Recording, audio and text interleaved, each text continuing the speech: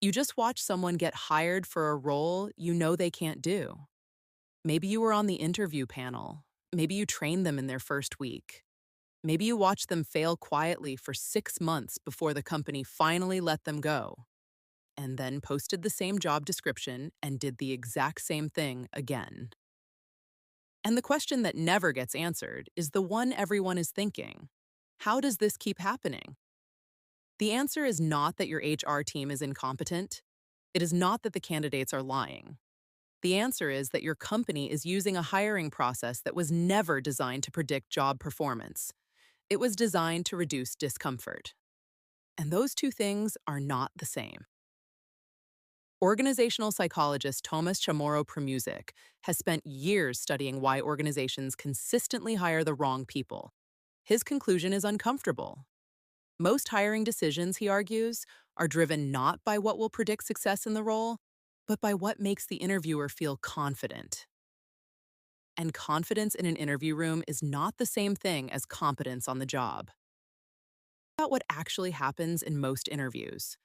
A candidate walks in. Within the first 90 seconds, the interviewer has already formed an impression. Research published in the Journal of Applied Psychology found that interviewers make their hiring decision within the first 4 minutes, and then spend the rest of the interview looking for evidence to confirm it. The questions aren't gathering data. They're building a case for a conclusion that was already reached before the candidate said a word. This is called confirmation bias, and it runs the hiring process at most organizations. The candidate who is articulate, confident, well-dressed, and reminds the interviewer of themselves gets the job. Not the candidate who will actually perform. The candidate who feels right in the room. And here is the deeper problem. The traits that make someone impressive in an interview are often the exact opposite of the traits that make someone effective in the role. Researchers at Google, after analyzing years of their own hiring data, found that unstructured interviews, the kind where you just have a conversation, had almost zero predictive validity for job performance. Zero. The thing most companies rely on most was, statistically, almost useless. So, why does every company keep doing it? Because it feels like it's working. Hiring managers walk out of a good interview feeling certain. That certainty feels like signal, but it isn't. It is noise dressed up as intuition.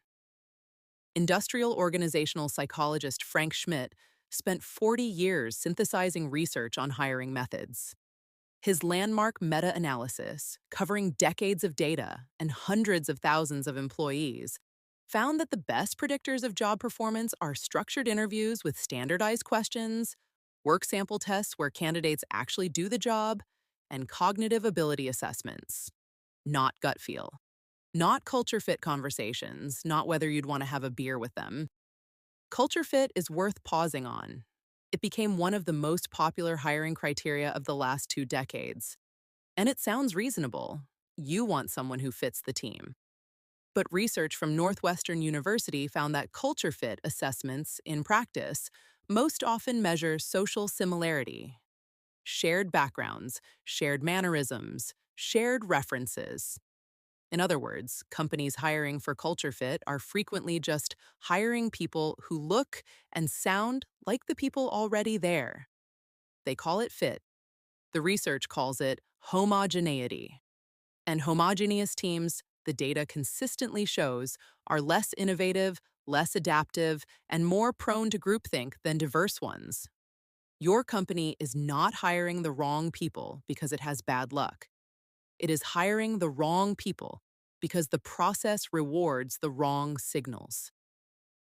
There is a version of hiring that actually works. It starts by defining the job before writing the description, not the tasks, the outcomes. What does success look like in this role in 90 days? In 1 year? What specific problems does this person need to solve? When you start there, the interview questions write themselves, and the answers become measurable instead of emotional. Structured interviews, where every candidate is asked the same questions in the same order and evaluated against the same criteria, Eliminate the 4-minute bias window.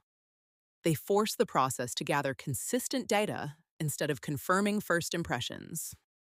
LinkedIn's research found that structured interviews are twice as predictive of job performance as unstructured ones.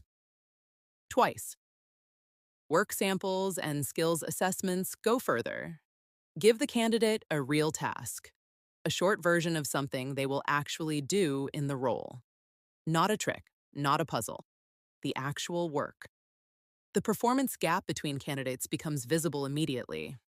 And you stop hiring the person who talks best about the work and start hiring the person who does it best. None of this is new. The research has been clear for decades. The reason it hasn't been adopted everywhere is simpler than you'd think. Structured hiring takes more time up front. It requires managers to agree on what success actually looks like before the search begins. It removes the comfortable feeling of trusting your gut. And organizations, under pressure to fill seats quickly, almost always choose speed over precision. But the math does not support that trade-off. The Society for Human Resource Management estimates the average cost of a bad hire at 3 to 5 times the position's annual salary. That is not a recruiting problem. That is a business problem. The time you saved by skipping the structured process gets spent 10 times over on performance management, retraining, and starting the search again. So the next time you watch someone get hired and you already know how it ends, ask a different question. Not why did they pick that person? Ask what the process was designed to select for, because it is selecting for something. It is just not selecting for the thing anyone says out loud. It is selecting for whoever feels right in the room. And until that changes, the wrong people will keep getting hired. And the right people will keep being the ones nobody thought to ask the right questions. You watched someone get hired for a role you knew they couldn't do. Now you know it wasn't an accident. It was the process working exactly as it was built.